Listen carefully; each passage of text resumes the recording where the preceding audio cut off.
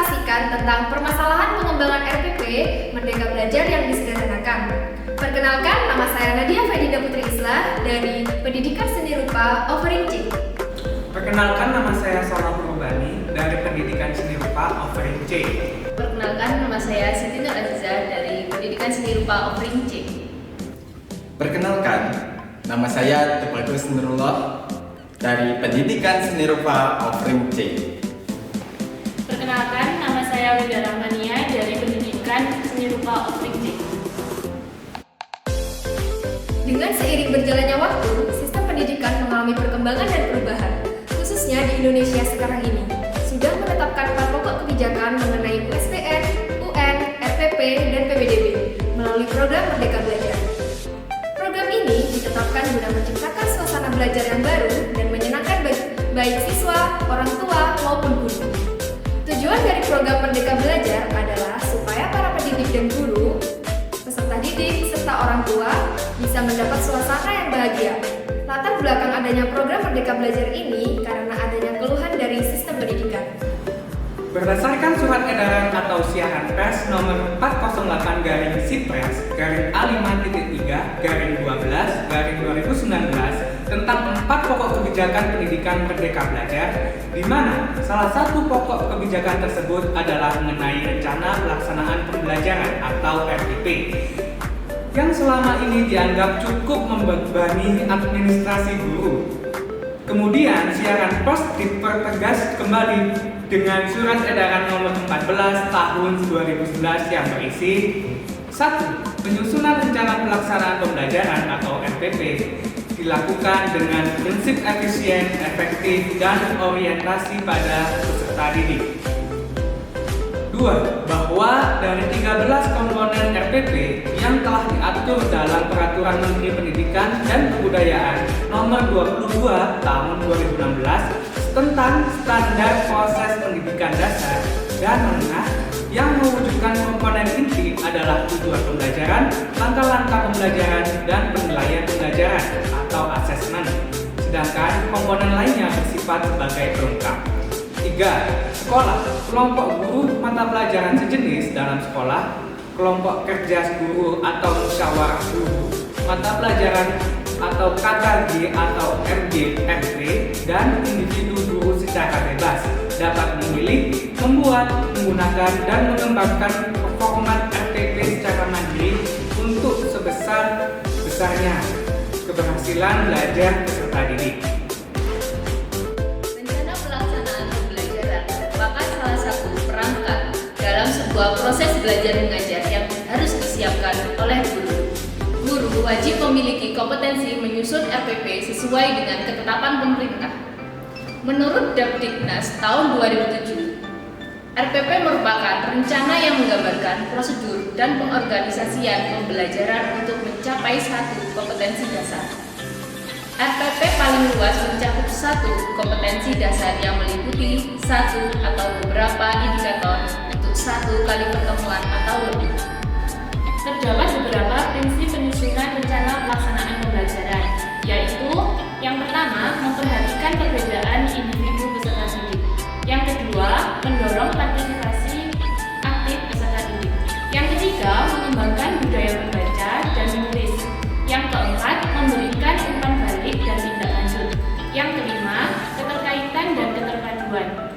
Untuk yang terakhir, yang keenam, menerapkan teknologi informasi dan komunikasi. Keenam prinsip tersebut merupakan hal yang mutlak dipegang oleh guru pada saat menyusun RPP, karena terdapat keterkaitan antara prinsip yang satu dengan yang lain. Untuk menciptakan keadaan yang melibatkan semua gaya belajar di kelas, maka rencana pelaksanaan pembelajaran dalam komponen pemilihan strategi, pendekatan, metode, dan teknik pembelajaran harus tepat dan mengenai sasaran yang diharapkan. Skenario pembelajaran yang disusun dalam sebuah RPP harus benar-benar menggambarkan kegiatan yang dapat mencapai tujuan belajar yang ditetapkan sebelumnya. Permasalahan RPP Merdeka Belajar yang disederhanakan. Kebijakan RPP 1 lembar merupakan upaya penyederhanaan skenario pembelajaran yang dibuat oleh guru sebelumnya, yang isinya berlembar-lembar. Di Jika dihitung lembaran mulai dari identitas sampai dengan rubrik penilaian boleh jadi lebih dari 10 lembar. Untuk itu, penyederhanaan dilakukan dengan hanya menyantumkan tujuan pembelajaran, langkah pembelajaran, dan penilaian. Dari sebelumnya mencantumkan identitas sekolah, identitas mata pelajaran, KI dan KD, indikator, tujuan pembelajaran, materi, metode pembelajaran, media, dan sumber belajar. Langkah-langkah pembelajaran, 2 penilaian hingga lengkap dengan rubriknya. Bahkan juga diperlukan lampiran rubrik penilaian dan bahan ajar. Dari penjelasan yang sudah dipaparkan di awal, ada beberapa alasan mengapa RPP ini disederhanakan menjadi 1 lembar. Yang pertama, dengan format yang sudah ada selama ini dianggap bersifat kaku, sehingga kebijakan Merdeka Belajar dalam pemangkasan rencana pelaksanaan pembelajaran dari yang awalnya berjumlah 13 komponen menjadi 3 komponen yang dianggap lebih efisien dan efektif, yang nantinya guru memiliki banyak waktu untuk mempersiapkan dan mengevaluasi proses pembelajaran di kelas. Kemudian yang kedua, penyusunan rencana pelaksanaan pembelajaran atau RPP harus memiliki dan memperhatikan prinsip utama. Yang pertama, efisien. Efisien sendiri memiliki arti yakni dilakukan dengan tepat dan tidak banyak menghabiskan waktu dan tenaga. Prinsip yang kedua yakni efektif. Penyusunan RPP harus efektif, yang berarti penyusunan RPP dilakukan untuk mencapai tujuan pembelajaran. Kemudian yang ketiga, berorientasi pada peserta didik.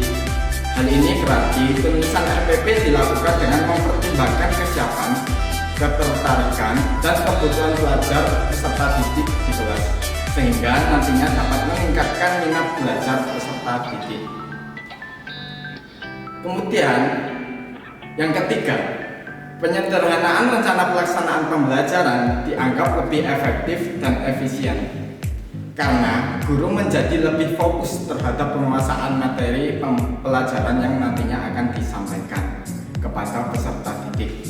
Selain itu, rencana pelaksanaan pembelajaran 1 lembar juga memberikan waktu terhadap guru untuk istirahat serta mempersiapkan dan mengevaluasi pembelajaran dengan kualitas mengajar yang lebih baik. Meskipun setelah diterapkan RPP 1 lembar, masih terdapat permasalahan yang timbul dari penerapan RPP 1 lembar. Di antaranya, yang pertama, guru senior membutuhkan adaptasi dengan RPP 1 lembar, karena RPP 1 lembar lebih fokus pada tujuan pembelajaran dan kegiatan pembelajaran, sehingga tiap guru berbeda bentuknya. Yang kedua, guru kesulitan dalam meringkas RPP yang lama ke RPP baru. Hal ini bisa jadi RPP 1 lembar tidak merinci dalam penyusunan kegiatan pembelajaran. Yang ketiga, kompetensi inti dan kompetensi dasar tidak ditampakkan begitu juga dengan indikator pencapaian kompetensi. Secara ilmiah, menuliskan tujuan pembelajaran secara langsung pada RPP dan langkah yang tidak lengkap. Berikut adalah tampilan RPP sebelum disederhanakan dan RPP setelah disederhanakan. Sekian presentasi dari kelompok 3. Kurang lebihnya mohon maaf. Wassalamualaikum warahmatullahi wabarakatuh.